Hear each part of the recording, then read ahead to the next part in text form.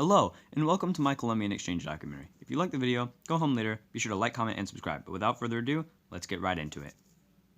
So everyone knows that Christopher Columbus sailed the ocean blue in 1492. He sailed from Europe to the Americas. But why leave in the first place?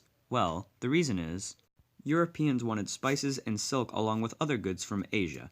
Many merchants would go on a path known as the Silk Road. This road eventually became dangerous as merchants often had their goods stolen while traveling. In other words, Europeans needed to find a new route for traveling. This is where Columbus comes in. With the help of the king and queen, he was able to afford some ships to look for the new route. Columbus already knew the world was round, thus wanting to circumnavigate the world to find a new route. However, many people thought that he was going on an endless journey to his death, seeing as at this time most people still thought that the world was flat. But Christopher was stubborn and didn't decide to listen, for he already knew that the world was round. So he packed his bags along with sailors, animals, plants, and other goods, and headed out to Asia. Let's just say it wasn't a pleasant voyage, as he didn't pack enough food and people began to starve. However, he continued on his voyage and was rewarded with the New World, the Americas.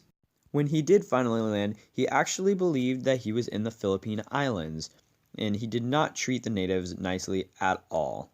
Flash forward in time a few years and some colonies are being built. The trade between Europe and the Americas had begun. While the Americas had a variety of brand new animals to offer the Europeans, one of the most important was the turkey, as it served as a brand new food source. Which also means that when the pilgrims arrived, they knew nothing about turkey to have on a Thanksgiving dinner. So I'm terribly sorry if I just ruined your very next Thanksgiving dinner. One of the main Spanish livestock that was brought to the Americas was horses. This was great for Indians because previously they had been using alpacas, which could only hold 100 pounds at best, meaning that the main transportation of goods was Incas. Some of the other Spanish animals that had made a great change included cows, catfish, honeybees, and probably the most important, pigs. These animals greatly increased the food supply, allowing more people to live. Pigs were probably the most popular because they bred quickly, ate anything, and turned into bacon.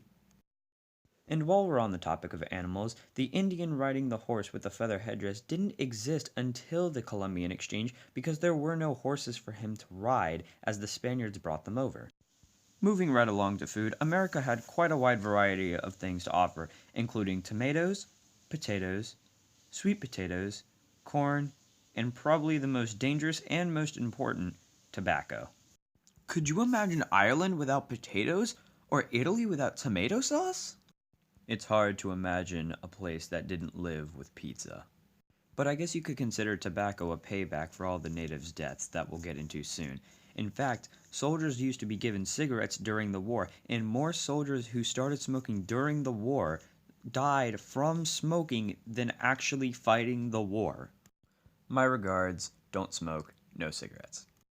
Anyways, Europeans still had plants to trade as well, but by far the most important was the sugarcane.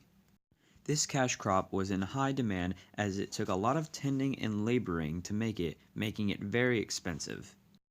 With the Spanish wanting to do the least amount of work as possible, they began enslaving natives. Wars began, and due to the sheer amount of diseases the Europeans had brought with them, between 50 to 90% of all natives were wiped out.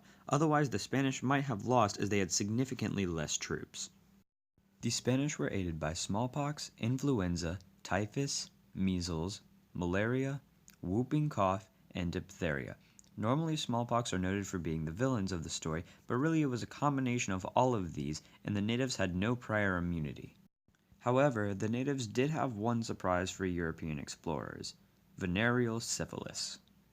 This disease was brought back to Europe where it acquired many different names, including the Polish disease, the disease of Naples, and the French disease.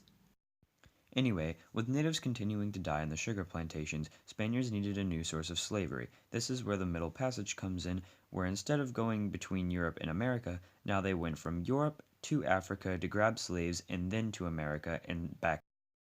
The journey was horrible as it was long, there was no space, there was little food, and they were slaves. Some of these slaves believed that if they killed themselves, they would be reincarnated in a better place or back at their homeland. From here on out, the cycle continued going from Europe to Africa to America and back again, dropping off goods and trading along the way. Goodbye.